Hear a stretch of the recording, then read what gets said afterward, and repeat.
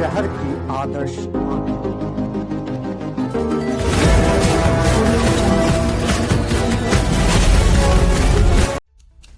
Aryan eyes news में आप सभी दर्शकों का हार्दिक स्वागत है। हमारे चैनल को लाइक, सब्सक्राइब, शेयर और कमेंट जरूर करें। नमस्कार, प्रणाम, सलाम, सत श्री अकाल। मैं हूं शशिकांत और आप देख रहे हैं आइडियलाइज न्यूज और साथ में हमारे हैं चंदन जी। अभी मैं उत्क्रमित उच्च सह मध्य विद्यालय बरहरा रानीगंज अररिया जिला में खड़ा हूँ। यह विद्यालय ऐसा है, बरहरा रानीगंज का विद्यालय अररिया। इस विद्यालय के विषय में थोड़ा सा मैं व्यक्तिगत बताना चाहता हूं कि मैं जब बच्चा हुआ करता था तो मैं इस क्षेत्र में आता था, चूंकि मेरा घर भी संयोग बस अररिया जिला में ही है, रानीगंज कुर्सिकापुर में। और जब मैं आया करता था तो ये स्कूल विराट सा पड़ा था। अभी दिखाइए, जैसा कैमरा से दिखाइए, अभी ऊंची ऊंची बिल्डिंग है और बहुत उत्क्रमित विद्यालय हो गया है। तो इसका मतलब है कि ये पहले 1 से 5 था और फिर 1 से 5 के बाद ये 1 से 7 हुआ और फिर ये जो है उच्च विद्यालय बना। और आप देख सकते हैं कि यहाँ पे जिम के लिए, एक्सरसाइज के लिए है, जिम भी है। मैं वो भी आपको दिखाऊंगा इस वीडियो में। जिम है और एक एक चीज को संयोया है यहाँ के। अभी वर्तमान जो HM है, जो वर्तमान परिवार में है, ये परिवार में है दामोदर जी। ये यहाँ के देख रेख, यानी यूं कह लें कि प्रधानाध्यापक महोदय आते हैं और ये पूरा कमान को अपने हाथ में लेते हुए स्कूल को संचालित करते हैं। तो दूसरा कमान इनके भी हाथ में रहता है, ये भी संचालित करने का काम करते हैं, यानी एक सहयोगी के रूप में आपसे काम करते हैं, पूर्ण रूप से सहयोगी के रूप में काम करते हैं। और यहाँ पे जब मैं आया तो मैंने देखा कि बहुत सारे विद्यालय में जब मैं जाता हूँ तो मैं देखता हूँ कि शिक्षक 9:30 का प्रेयर का टाइम होता है तो शिक्षक 10 बजे इन करते हैं। और यहाँ मुझे सबसे अच्छी खासियत ये नजर आई कि 2 शिक्षिका जो पूर्णिया से आते हैं, जैसा कैमरा फोकस मारिए, जो पूर्णिया से आते हैं, पूर्णिया से आती है यहाँ पे, और वह समय आप कह लें कि 8:40 में इन कर जाती है। अगर कभी लेट होता है तो 9:05 बहुत हो गया। तो आप इसे बखूबी समझ सकते हैं कि शिक्षक समय का पालन करते हैं। और मैंने यह भी देखा कि शिक्षक का सहयोगात्मक रवैया मैंने देखा।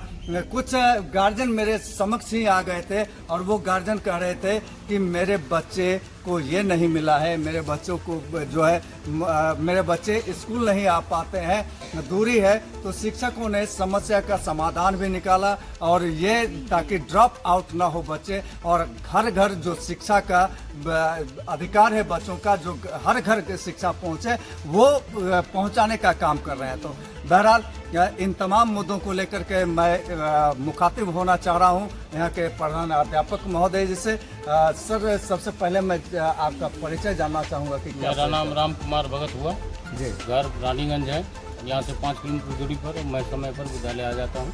हमारे विद्यालय में 8 शिक्षक हैं और सभी समय पर मौजूद रहते हैं और मन से पढ़ाते हैं। सर, कहा जाता है कि शिक्षा के क्षेत्र में 4 आना आहा, 12 आना स्वाहा, खाने पीने से ही दुनिया चलती है, शिक्षा यूं ही चलती है। नहीं, शिक्षा तो क्या तो वो आपके यहाँ है? मेरे यहाँ प्रथम बिंदु शिक्षा पर है कि बच्चे मन से पढ़े और समय पर विद्यालय आवे और बढ़िया से पढ़ पाए। और हमारे शिक्षक पूर्ण रूप से उनको समय देते हैं और पढ़ाते भी हैं, और बच्चे खाने भी अच्छे से खाते हैं। तो भोजन तो अनिवार्य है और ये सरकार की योजना तो हमें चलाना ही है और सभी लोगों का सहयोग भी प्राप्त होता है। तो भोजन तो अब NGO के हाथ में दे दिया गया है। क्या भोजन आपके विद्यालय में भी NGO के हाथ में? नहीं, मेरे यहाँ विद्यालय में ही बनता है भोजन, NGO के तहत नहीं है। मुझे खुशी होगी कि मेरे विद्यालय का भोजन NGO को दे दिया जाए ताकि हम लोग पढ़ाई लिखाई पर ज़्यादा ध्यान दें। सर, आपने बहुत बड़ी बात कह दी अनकहे शब्दों में। तो चूँकि शिक्षक जो हैं वो शिक्षा देने के लिए नियुक्त होते हैं, लेकिन उन्हें जनगणना में लगा दिया जाता है। हाँ, जनगणना में लगाया जाता है और अन्य कार्यों में लगा दिया जाता है, लगाया जाता है, BLO में लगाया जाता है। तो इससे बच्चे की पढ़ाई कितने बाधित होती है? बहुत अधिक बाधित होती है। अब जनगणना में सभी शिक्षक चले जाएंगे तो हम लोग 2 आदमी बचे हुए थे और इतने बच्चे को संभालना आप समझ सकते हैं कितना कठिन काम हो सकता है। तो हमारे चैनल के माध्यम से आप सरकार से क्या गुहार लगाना चाहेंगे शिक्षकों? सरकार से यही गुहार है कि जिस भी परिस्थिति में हो, हमारे शिक्षकों को शिक्षण के अलावा किसी कार्य में नहीं लगाया जाए। उसके लिए अलग से वो अपना व्यवस्था करें और तब देखें कि गुणवत्तापूर्ण शिक्षा कैसी हो। यानी गैर शैक्षणिक कार्यों में शिक्षक को इन्वॉल्व नहीं किया बिल्कुल नहीं किया जाए।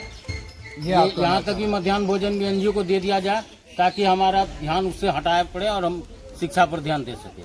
सर, आप कह रहे हैं कि मध्याह्न भोजन भी एनजीओ को दे दिया जाए। कई विद्यालय में घुमा हूँ तो और मध्याह्न भोजन में वहाँ पे फॉल्ट आता है एनजीओ के द्वारा, कहता है कि खाना में पिल्लू निकल जाता है। हाँ, वो तो होता तो है। फॉल्ट आता है तो फिर आप कैसे एनजीओ से गुहार कर रहे हैं? तो बच्चे तो आपके नहीं। यहाँ अलग से व्यवस्था कर दे, इसके लिए यहाँ पर व्यवस्था कर दे, ग्रामीण को ही दे दे भात भोजन बनाने के लिए।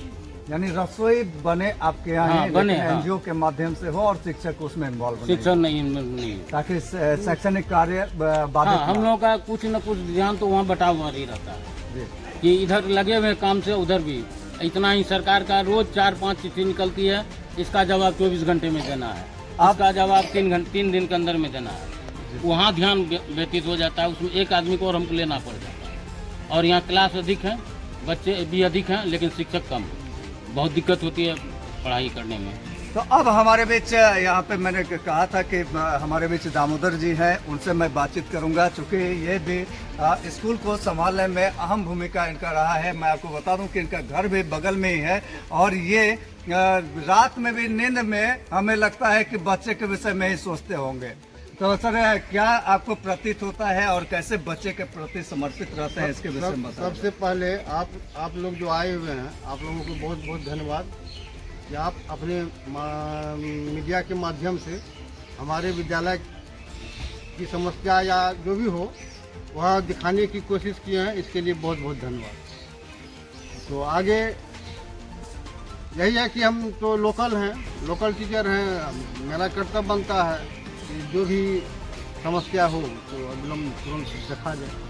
तो आप लोकल टीचर हैं, समस्या का समाधान करते होंगे तो आपको बहुत सारी समस्याओं से भी गुजरना पड़ता होगा। सब गार्जियन आकर के आपको ही कहते होंगे, तो कैसे आप इससे निपटते हैं? इसमें तो 100% है जी। घर पर भी जाके सोए हुए रहते हैं तभी उठा के कि मेरा बच्चा के साथ मेरा बच्चा का नाम कट गया, मेरा बच्चा का जो है यह हो गया। वह सब समस्या को दूर करते हैं, तो दूर करते हुए उनको समझाते हैं। अच्छा, बच्चे ड्रॉप आउट होते हैं तो इसके लिए आपके क्या कदम होते हैं? तो उसके लिए हम लोग तो जैसे कि मेरे विद्यालय का पोषक क्षेत्र है जी। उस पोषक क्षेत्र में घूम घूम के सारे गार्जियन से मिल के उनको समझाते हैं कि कम से कम बच्चे को जो है विद्यालय भेजें। सरकार की तरफ से तो यह निकल गया है कि 75% अगर उपस्थिति नहीं हुई तो उसको जो है परीक्षा में भी बैठने के लिए नहीं किया जाएगा।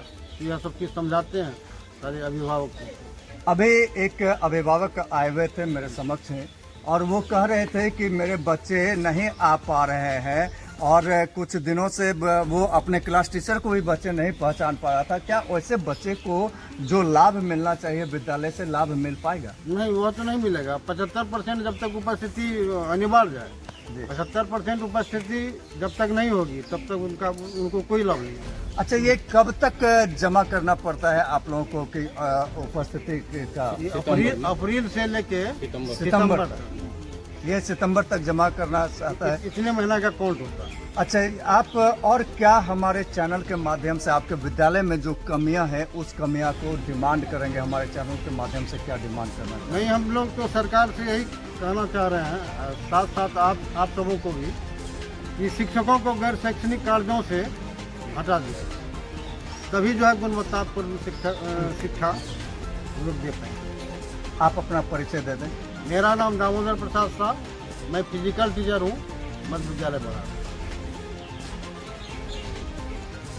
मैडम, हमारे बीच एक शिक्षक ऐसे भी जो कटिहार से प्रतिदिन यहाँ आते हैं और आकर के अपना भूमिका निभाते हैं शिक्षक का, यानी शिक्षा दान करते हैं शिक्षार्थी को।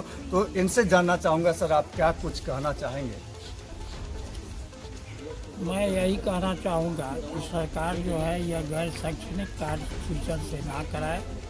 आप लोगों से भी विनम्र निवेदन होगा कि इसका फोकस आप लोग सरकार तक पहुँचाएँ ताकि शैक्षणिक कार्य में किसी तरह का बाधा नहीं हो, क्योंकि 75% हर बच्चे की उपस्थिति अनिवार्य कर दिया गया है, ताकि सरकार द्वारा चलाए जा रहे सारी योजनाओं का लाभ बच्चे को मिल सके। इसलिए मैं सरकार से, आप लोगों से भी यह निवेदन करूँगा कि ये जो है गैर शैक्षणिक कार्य से शिक्षकों को मुक्त किया। क्या परिचय हुआ सर आपका?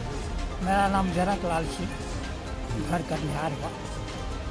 हमारे बीच एक और अनुभवी शिक्षक हैं, इनसे जानते हैं। सर, आप क्या कुछ कहना चाहेंगे, क्या संदेश देना चाहेंगे?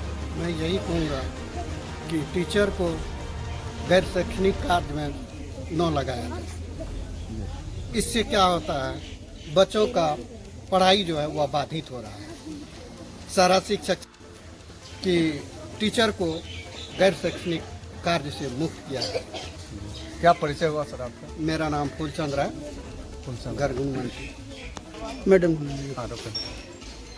अब हमारे बीच वो मैम है जो पूर्णिया से यहाँ आती हैं और महिला है, और कोई सवारी नहीं रहते हुए, अपना संसाधन नहीं रहते हुए, स्कूटी नहीं रहते हुए, अपना बाइक नहीं रहते हुए ये आती हैं बस से। तो मैं इनके जज्बा को सलाम करता हूं। मैं इनके जज्बा के विषय में यही कहना चाहूँगा कि नारी नहीं अबला, नारी नहीं कहानी, नारी के ही गोद में पलती है जिंदगानी। हर घर की लक्ष्मी है ये, सिंदूर बन के चमके, मौका पड़े तो चूड़ियाँ तलवार बन के खनके। तो आइए सीधे मुखातिब होते हैं मैडम से। मैडम, आप इतने दूर से आती हैं और शिक्षा दान करती हैं, तो क्या यह सिर्फ रोजगार की बात है या फिर आप में एक जुनून और जज्बा शिक्षा की? ये क्या कहना चाहिए? मेन बात है, बच्चों को शिक्षा देना आवश्यक है ना जी। तो जहाँ पे हो रहा है पोस्टिंग, वहाँ जाके बच्चों को गुणवत्तापूर्ण शिक्षा देना चाहिए। तो बच्चों के लिए आते हैं, बच्चे कुछ सीखें, पढ़ें, जाने कुछ। अच्छा, बच्चों को सिखाने के लिए आप कितने क्लास तक आप लेते हैं क्लास?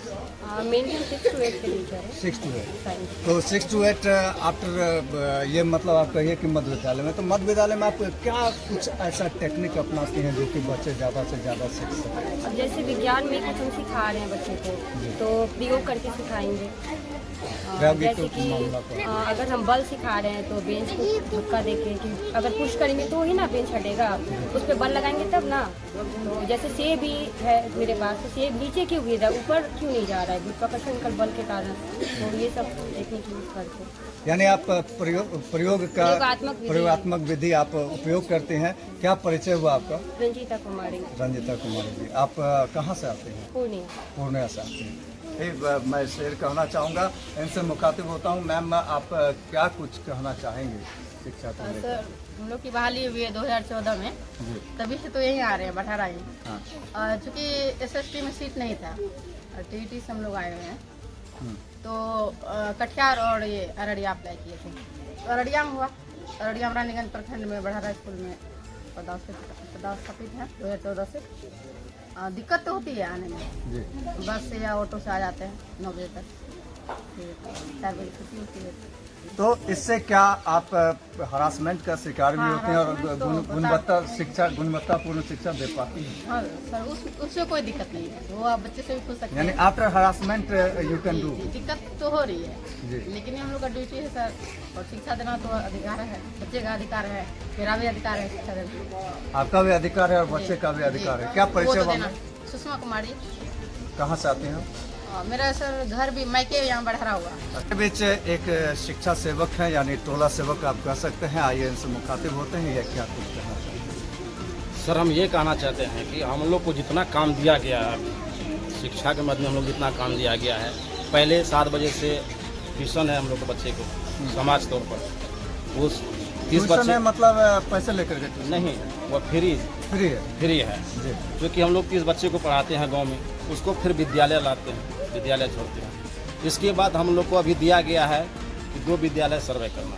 प्रत्येक दिन 2 विद्यालय सर्वे करते हैं, और सर्वे करके हार्ड कॉपी हम लोग को विद्यालय BRC में जमा करना पड़ता है, जिसके प्रति हम लोग को TAD कुछ नहीं मिलता है, फ्री में करते हैं। हम लोग को मानदेय 9,680 रुपया मिलता है, इतना में ही। और हम लोग को अभी गांव में समाज में जितना भी घूर के बच्चे को कहते हैं आने के लिए, बुलाते हैं, एक गार्जियन से मिलते हैं, उनको कहते हैं, प्रेरित करते हैं कि आप अपने बच्चे को विद्यालय भेजिए। और उनको कहकर भी, और विद्यालय आने से भी बच्चे को साथ में लेकर भी आते हैं, और यहाँ विद्यालय में बच्चे को योगदान दिलवाते हैं। और उसका शैक्षणिक कार्य भी करते हैं। अलग से भी यहाँ विद्यालय में जो बच्चे कमज़ोर वर्ग के हैं उनका भी क्लास हम लोग लेते हैं। और हम लोग को वेतन सरकार से यही कहना चाहते हैं कि हम लोग को विद्यालय में प्रतिनिधित्व किया जाए। और विद्यालय ओवर के बाद हम लोग महिला के पास जाते हैं, 20-25 महिला को भी पढ़ाते हैं, उसको नाम लिखना, साक्षरता करने का काम।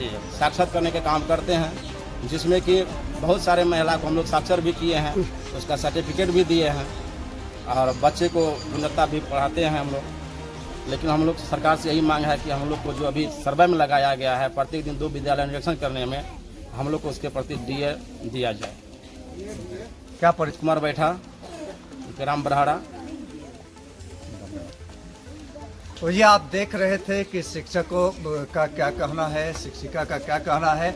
लेकिन से आग्रह मैं करना चाहूँगा अपने चैनल के माध्यम से कि इन लोगों का कहना एक सही चीज़ है कि जो शिक्षक हैं उन्हें गैर शैक्षणिक कार्यों में ना लगाया जाए। इससे बच्चों की पढ़ाई बाधित होते हैं, इन्हें सिर्फ और सिर्फ शैक्षणिक कार्यों में लगाया जाए। अगर हमारी आवाज़ आप तक पहुंचती है तो प्लीज़ इसमें सुनने का कोशिश करें। बीओ महोदय से और आला कमान जो जिला पदाधिकारी महोदय हैं उन तक मेरी आवाज़ अगर जा रही है तो प्लीज़ इन पर ध्यान देने का प्रयास करें। और मैं यही कहना चाहूँगा कि जितने भी बेरोजगार हैं उनको भी एक रोज़गार मिल जाएगा, चाहे एनजीओ के तहत काम दे दिया जाए या दूसरे विंग्स के द्वारा काम दे दिया जाए, तो उनको भी एक रोज़गार मिलेगा और इनको भी जो है भरपूर समय मिलेगा बच्चों के बीच में। तो इसी के साथ मैं शशिकांत आप तमाम को प्रणाम करता हूँ, सलाम करता हूँ और हमारे अगले न्यूज़ को देखने के लिए हमें लाइक जरूर करें, सब्सक्राइब जरूर करें, शेयर जरूर करें। ये आप देख रहे हैं, जैसा कि मैंने आपको कहा कि विद्यालय में जिम है और जिम का पूरा व्यवस्था, और इस व्यवस्था में यानी आप कह सकते हैं कि ऐसा आपको प्राइवेट स्कूल में भी देखने को नहीं मिलता है। हालांकि ये टीएलएम के फंड से बनाया गया है, लेकिन जो बनाया गया है और जो मेंटेन किया गया है यह आप बखूबी इस वीडियो में देख सकते हैं और देख सकते हैं इस खबर में कि आप किस तरह से इसको मेंटेन करके रखा गया है और किस तरह से बच्चे इस पे एक्सरसाइज करते होंगे और सेहतमंद बनते होंगे। हाँ जी, क्या कहना चाह रहे हैं आप? ये 2014 से चालू हुआ है, ये 2000 हम लोग को 18 में प्राप्त हुआ, जो कि अभी तक ये रखा हुआ है, सेटिंग किया हुआ है। बच्चे लोग इसको करवो किए हैं, बहुत दिन तक किए, लेकिन ये 26 तारीख से हाई स्कूल वहाँ चले गए हैं। अच्छा, वहाँ जाने के बाद ये हम लोग सब सामान इकट्ठा करके एक जगह रख दिए हैं। अच्छा, क्या परिचय हुआ आपका? विनोद कुमार रजक। ये देख रहे हैं आपके स्मार्ट क्लासेस, जो कि बहुत सारे विद्यालय में आता है टीएलएम का फंड, लेकिन वो धरातल पे नहीं उतर पाता है। और ये एक सुदूर उत्तर ग्रामीण क्षेत्र में ये विद्यालय होने के बावजूद आप देख रहे हैं कि कितना सुंदर से इस स्मार्ट क्लासेस को संचालित किया जाता है। और ये बखूबी सप्ताह में कितने दिन सर आप लोग दिखाते हैं बच्चे को?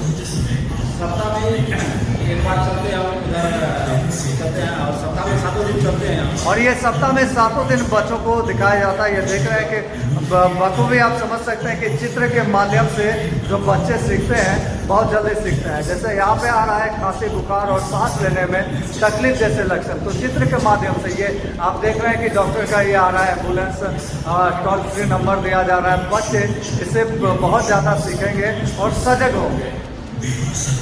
सर, रानीगंज प्रखंड में एक हाई स्कूल हुआ करता था और बरहारा में अब हाई स्कूल हो गया है। इसके लिए कितना जद्दोजहद करना पड़ा, जबकि पहले उत्क्रमित मध्य विद्यालय बना, फिर हाई स्कूल बना और हाई स्कूल अब नए जगह पे शिफ्ट किया गया है, तो इसके लिए कितना जद्दोजहद आपको करना पड़ा? सबसे पहले तो आप दोनों लोगों का हमारे इस विद्यालय प्रांगण में स्वागत है कि आप शिक्षा और शिक्षण को बढ़ावा देने के लिए इधर बदर घूम रहे हैं। इसके लिए आप दोनों को बहुत बहुत धन्यवाद। दूसरी बात है कि पहले सही में कम हाई स्कूल यहाँ थे, 1 या 2 थे, जैसे लाल जी और BLD है रानीगंज में, लेकिन अब और भी हाई स्कूल हो चुके हैं। उसमें एक बरहारा भी है।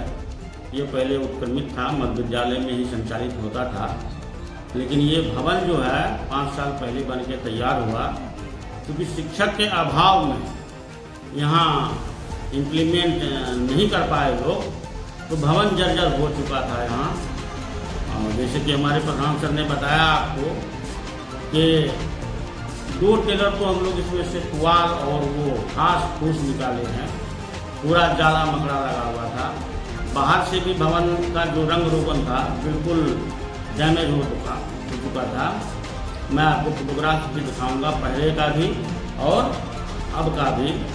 लेकिन हमारे प्रधान सर के कर्मठता से और मेरी मेहनत से, साथ ही साथ हमारे डीओ साहब जो उन्होंने हमको संबल दिया, आश्वासन दिया और एक ताकत दी, उसके बल पर हमने सुबह 8 बजे से लगभग रोज 8 बजे रात तक यहाँ वर्क काम करा करके हम यहाँ तक विद्यालय को लाए हैं। और आप क्लासरूम भी जा सकते हैं। अभी बच्चों की क्या संख्या है, क्या परसेंटेज है, आप देख सकते हैं। और हम ये आशा करते हैं कि आगे भी हमको जितना हो पाएगा इस विद्यालय को सजाने संवारने का प्रयास करेंगे। अभी सर मैं आ रहा था तो एक कमी हमें दिखा, बाउंड्री का कमी आपके विद्यालय में, तो ये कब तक पूरा हो जाएगा? बाउंड्री सर फिलहाल तो हम ये जो वर्ग संचालन का जो आधार है उसको हम पूरा किए हैं। पूर्व में कुछ ऐसे 1.5 साल पहले 1.5 साल पहले यहाँ से नापी वगैरह ले लिया था। आज से 1.5 साल पूर्व जो है यहाँ से बाउंड्री वाल का नापी ले जाया गया था विभाग के द्वारा, लेकिन अभी तक मुझे कोई सूचना प्राप्त नहीं हुई है। यानी राशि आने के बाद? राशि आने के बाद ही बाउंड्री का निर्माण किया जा सकता है, क्योंकि बहुत लंबा चौड़ा बाउंड्री है, लगभग 450-500 फीट लंबा चौड़ा है, तो उसके लिए तो बहुत राशि की जरूरत होगी। सर आप यहाँ प्रधानाध्यापक के चार्ज में हैं जी, और डीओ साहब का कितना योगदान रहा इस भवन को चालू करवाने में? देखिए, इससे पूर्व ये अगस्त माह से पूर्व मैं इससे पूर्व पहले 10 बार लगभग आवेदन दे चुका था यहाँ विद्यालय में शिक्षक देने के लिए, लेकिन 2014 से संचालित होने के बावजूद भी ये विद्यालय मध्य विद्यालय बड़ारा के कैंपस में चल रहा था। लेकिन 3 अगस्त को सर का फ़ोन आया मेरे पास डीओ साहब महोदय का कि नहीं, आप यथाशीघ्र उस विद्यालय को चालू करें। तब उन्होंने मुझे आश्वासन दिए कि आप जो भी जैसे भी होता है, चाहे जो भी राशि खर्च हो, छात्र कोष हो या विकास कोष से, आप निकाल करके विद्यालय में लगावें और उसको संचालित 1 सप्ताह के अंदर करें। लेकिन वर्षा के कारण कुछ काम बाधित हुई, लेकिन अंत 22 अगस्त को सफलता मुझे मिली और 22 अगस्त से यहाँ विद्यालय का संचालन किया जा रहा है, जिसके ये शासकीय प्रभारी में मैं श्री सुनील कुमार सिंह जो पूर्व से प्रतिनियोजित हुए थे विद्यालय में, उनको दिया गया है। आपका क्या परिचय हुआ? सर मेरा नाम राम कुमार भगत हुआ, प्रार्थनाध्यापक मध्य विद्यालय बड़ारा। परिचय हुआ सर? मेरा नाम सुनील कुमार सिंह है। मैं पहले नरपतगंज दरगाहीगंज में था और डीओ साहब हमको यहाँ इस विद्यालय को सजाने संवारने के लिए भेजे हैं। और मेरा घर भी लोकल रानीगंज है, तो मुझे थोड़ी सुविधा होती है विद्यालय के प्रति भी, अपने घर के प्रति भी। तो ये एक एनर्जी के रूप में मैं विद्यालय में इसको लगाता हूँ और ज़्यादा से ज़्यादा समय मैं यहाँ लगाता हूँ।